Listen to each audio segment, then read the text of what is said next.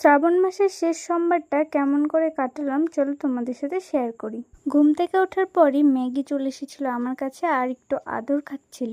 আমিও ওকে একটু আদর করে দিলাম আর তারপরে চলে গিয়েছিলাম স্নান করতে। তারপর বাড়ি পিছনে চলে গিয়েছিলাম আর এই দেখো কলাগুলো। তারপরে পুজোর জন্য তুলে নিলাম ধুত্রা ফুল, আর ধুত্রা ফুলের কাঁটাটা তো অবশ্যই দরকার, সেটাও পেরে নিলাম। আর বাড়ির পিছনেও না ভাং পাতার গাছ রয়েছিল, তো সেখান থেকে ভাং পাতাও পেরে নিলাম। আর তারপর শুরু হলো পূজা। যেহেতু শেষ সোমবার, আকন্দ গাছের ফুল তো কোথাও পাওয়াই যাচ্ছিল না, তাই সেটা ছাড়াই পুজো করতে হলো। তারপর একটা ফুলের মালাও গেঁথে নিয়েছিলাম আর তারপর একটু সিংহাসনটা ফুল দিয়ে সাজালাম।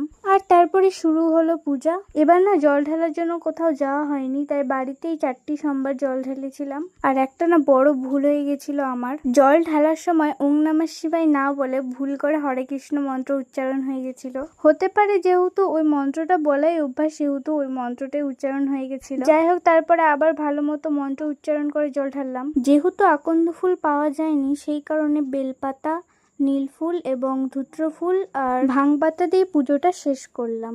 তোমাদের শ্রাবণ মাসটা কেমন কাটলো অবশ্যই জানিও। তারপর আবার ম্যাগির সাথে খেলা করছিলাম। তো আজকের জন্য এইটুকুনই, দেখা হচ্ছে নেক্সট ভিডিওতে। টাটা।